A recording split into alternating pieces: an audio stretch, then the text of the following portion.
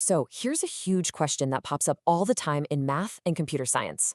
When are two things that look completely different actually the same? Well, today we're diving deep into this powerful idea of isomorphism to find out. All right, take a look at this. You've got two different mathematical structures. On the surface, they seem totally distinct. Different parts, different labels. But what if I told you that in some deep, fundamental way, they're actually identical? That's the puzzle we're going to solve today. So here's how we're going to break this all down. We'll start with this core problem of sameness. Then we'll explore a pretty radical new definition of equals. After that, we'll uncover the special language used to describe all this, see how it's actually proven, and finally, really get why this idea is changing the very foundations of logic and computation. Okay, first things first. Let's dig into that core problem. How do we get past all the surface level differences to find the real underlying structure of things? This is a super common problem, right? Just think about two different sorting algorithms. One might be written in Python, the other in Java. They use totally different syntax, different logic, but at the end of the day, if they both take a list of numbers and spit it back out in ascending order, they're doing the exact same job. Functionally, they're the same. Mathematics needed a formal way to talk about that. And of course, there's a fancy mathematical word for this: isomorphism. It's just a way of saying that two things are perfect copies of each other, but only in terms of their structure and how their parts connect. It doesn't matter what the stuff they're made of looks like. It's not about what they are, it's about what they do. So for a long, long time, saying two things were isomorphic was just a useful label. But then a totally radical idea came along. People started asking, what if we took it literally? And that brings us to one of the most exciting developments in modern logic. Enter a field called homotopy type theory, or HoTT for short. HoTT basically decided to give the word equals a major upgrade. You see, in old school math, saying A equals B is just a fact. It's static. But in HoTT, saying two things are equal is more like a relationship, a path you can trace from one to the other. That equality actually carries information.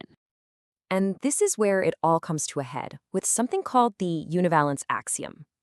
This was proposed by the brilliant mathematician Vladimir Vovovedsky, and it makes this incredibly bold claim. It says that for these mathematical objects called types, being equivalent, or isomorphic, is the exact same thing as being equal. Yeah, just let that sink in for a moment. Isomorphism is equality. This isn't just a metaphor anymore. It's a formal, foundational rule. It means if two structures behave identically, we can literally swap one out for the other as if they were the very same thing. We've completely redefined sameness. And look, this isn't just some abstract thought experiment. This has huge practical consequences. It lets us prove things like function extensionality way more directly. That's the idea that if two functions give you the same output for every input, well, they're the same function. It also lets these proof-assistant programming languages like cubical Ogda formally treat processes that behave identically as being truly equal. And that's a game changer for verifying complex software. So we've got this wild new idea about what equals really means. But how do we even talk about all this stuff? We need a language that's built from the ground up to focus purely on structure. Well, that language is something called category theory. You can kind of think of it as the grammar of mathematics. It doesn't really care about numbers or triangles or anything specific. All it cares about are objects and the relationships, the arrows, that connect them.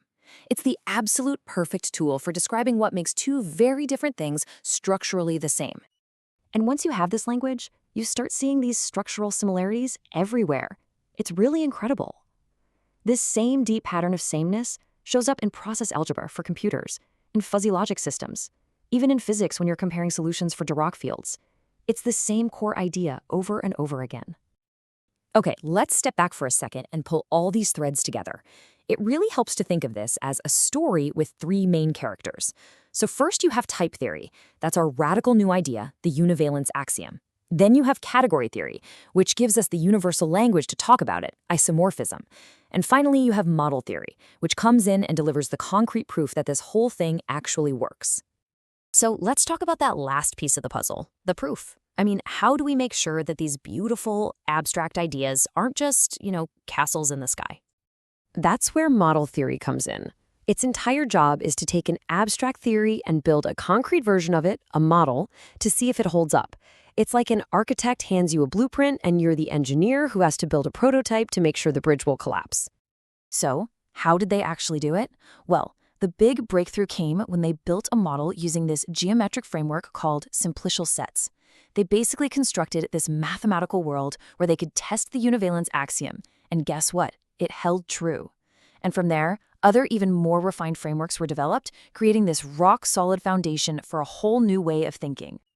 Whew, okay. We've been on quite a journey through some pretty abstract stuff. So let's bring it all back home.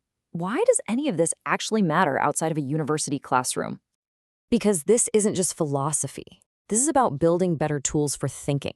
By treating structure as the ultimate reality, we're creating a kind of mathematics that's more powerful, more consistent, and frankly, just more in tune with how mathematicians and computer scientists really think.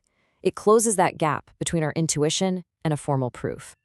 And this new foundation, which they call the univalent foundations, isn't just one thing. It's this incredible grand unification. It pulls together the spatial reasoning of homotopy theory, the rigor of logic, and the practical power of theoretical computer science, all into one single beautiful framework. And that brings us to the final thought I want to leave you with. This whole explainer has been about learning to see past the surface to find the deeper, underlying structure. So the question is, what else in our world, in science, in art, maybe even in our own lives, is secretly, beautifully the same?